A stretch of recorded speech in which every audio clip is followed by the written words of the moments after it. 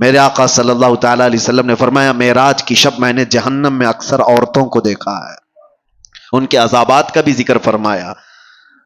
ان میں سے ایک عذاب کا ذکر میرے آقا نے فرمایا کہ عورتوں کو بالوں سے باندھ کر کے سزا دی جا رہی تھی، اور ان کے بالوں میں پیپ اور خون بھرا ہوا تھا، اور فرشتے ان کو دردناک اذیتیں دے رہے تھے، عذاب میں مبتلا کر رکھے ہوئے تھے۔ پوچھا گیا کون سی عورتیں؟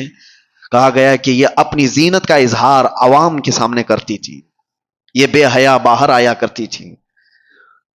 تمہیں اسلام نے جو عزت و وقار دیا ہے اس عزت و وقار کے ساتھ رہو، ورنہ معاشرہ بہت خراب ہوتا جا رہا ہے۔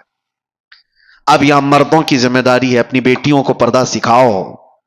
ننگی لا کر کے بازاروں میں گھمانے کو پوش نہیں کہا جاتا، بے حیا آدمی ہے وہ جو اپنی بیٹیوں اور اپنی عورتوں اور اپنی بہنوں کے پردے کے سلسلے میں آزاد خیالی کا اظہار کرتا ہے۔ نہیں، ہمارے ہاں تو یہ سب نہیں چلتا ہے، نہیں چلتا ہے۔ میرے آقا صلی اللہ علیہ وسلم نے فرمایا دیوس جہنمی ہے، دیوس جہنمی ہے، دیوس جہنمی ہے۔ صحابہ نے پوچھا یا رسول اللہ کون ہے دیوس؟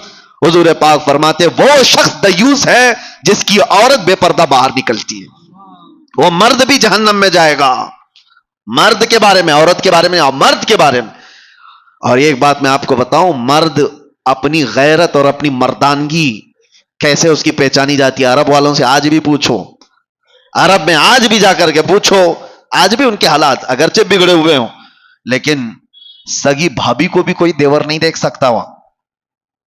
کئی ایسے میں گھر جانتا ہوں، کیونکہ ان کی غیرت ہے، اس کو مردانگی سمجھتے ہیں اپنی عورت کی حفاظت کرنا۔ یہ بے غیرت بے حیا لوگ ہیں جو اپنی عورتوں کا اظہار کرنے کے لیے باہر لے آتے ہیں، شک ہوتا ہے تم پورے ہو بھی کہ نہیں ہو، عورتوں کا اظہار کرانے کے لیے۔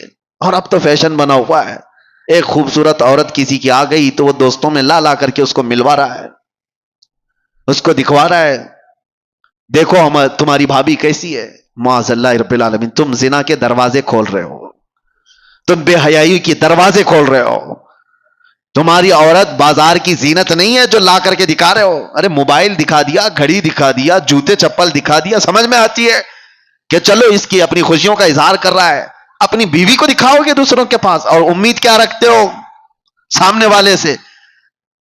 یہ تو بات ہی الگ ہو گئی کہ کتے کو سامنے گوشت دکھا کر کے پھر کہا جائے کتا کچھ نہیں کرتا ہمارا، کتا گوشت خور ہے، وہ کھائے گا، آج نہیں کھائے گا، کل نہیں کھائے گا، کبھی تو تم نے دروازہ کھول رکھا ہے، وہ کبھی نہ کبھی کھائے گا اس چیز کو۔